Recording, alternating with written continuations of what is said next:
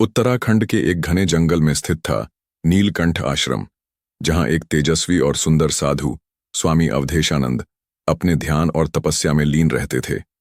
28 वर्ष का वह साधु, जिसे देख महिलाएं भी मंत्रमुग्ध हो जाती थीं, लेकिन उसका मन संयम में बंधा हुआ था। परंतु नियति को कुछ और ही मंजूर था।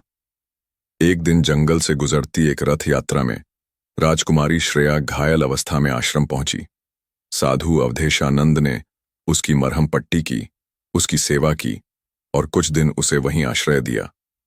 राजकुमारी उसकी सेवा, शांति और सरलता से प्रभावित होकर उससे प्रेम करने लगी, पर वह जानती थी कि एक साधु के लिए प्रेम वर्जित है। श्रेया, स्वामी जी, क्या आपके हृदय में कोई भावनाएं नहीं उठती? क्या आप में कोई मोह शेष नहीं? अवधेशानंद शांत भाव से। राजकुमारी, भावनाएं तो उठती हैं, पर उन्हें देखकर ही निर्विकार होना साधना है। पर श्रेया ने प्रण लिया कि वह इस प्रेम को त्याग नहीं, बल्कि समर्पण में बदलेगी। 3 महीने बाद पास के गांव से एक विधवा स्त्री रुक्मिणी अपनी बीमार बेटी को लेकर आई। बेटी को ज्वर था और गांव में कोई वैद्य नहीं था। स्वामी जी ने औषधीय जड़ी बूटियों से उसका उपचार किया। रुक्मिणी अपने जीवन में पहली बार किसी पुरुष के स्नेहपूर्ण व्यवहार से पिघल गई। वह रोज आश्रम आने लगी। रुक्मिणी, आपका स्पर्श, आपका शांत चेहरा मुझे जीवन का नया अर्थ देता है। क्या एक विधवा को प्रेम की अनुमति है, स्वामी जी? अवधेशानंद, तुम्हारा प्रेम पवित्र है, पर मेरा व्रत मुझे बांधे हुए है। इस संबंध में एक पवित्र आकर्षण था। साधु का हृदय विचलित होने लगा था। एक दिन एक प्रसिद्ध नर्तकी चंद्रमुखी, जो वैराग्य की खोज में थी, स्वामी अवधेशानंद के पास आई। उसने कहा, स्वामी जी, पुरुषों ने मुझे वस्तु समझा, पर आप में एक अद्भुत ऊर्जा है। क्या आप मुझे अपनाकर मेरे भीतर का प्रेम स्वीकार सकते हैं? अवधेशानंद, तुम मोह नहीं, आत्मा हो, पर मैं शरीर नहीं, साधना में लीन हूं। पर चंद्रमुखी ने नृत्य करते हुए उसे दिखा दिया कि प्रेम शरीर से नहीं, आत्मा से होता है। वह बिना छुए भी साधु को स्पर्श कर गई।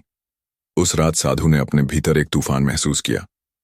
तीनों स्त्रियां प्रेम की प्रतिमूर्ति थीं, एक शाही, एक साधारण और एक तिरस्कृत समाज की।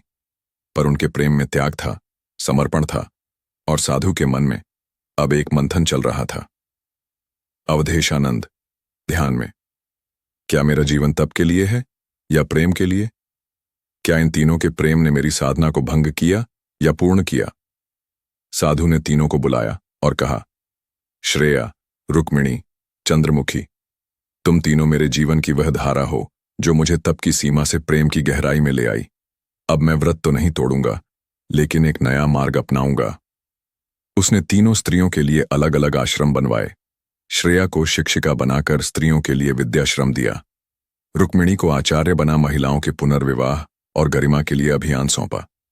चंद्रमुखी के लिए संगीत व कला केंद्र खोला, जिससे वह नारी सम्मान का प्रतीक बने।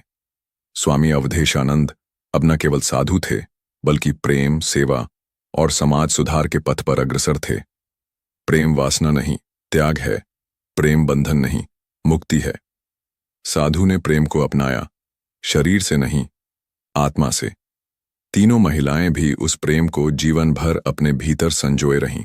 दोस्तों, चैनल को जरूर सब्सक्राइब करें ताकि नई आने वाली वीडियो आप तक पहुंच सके।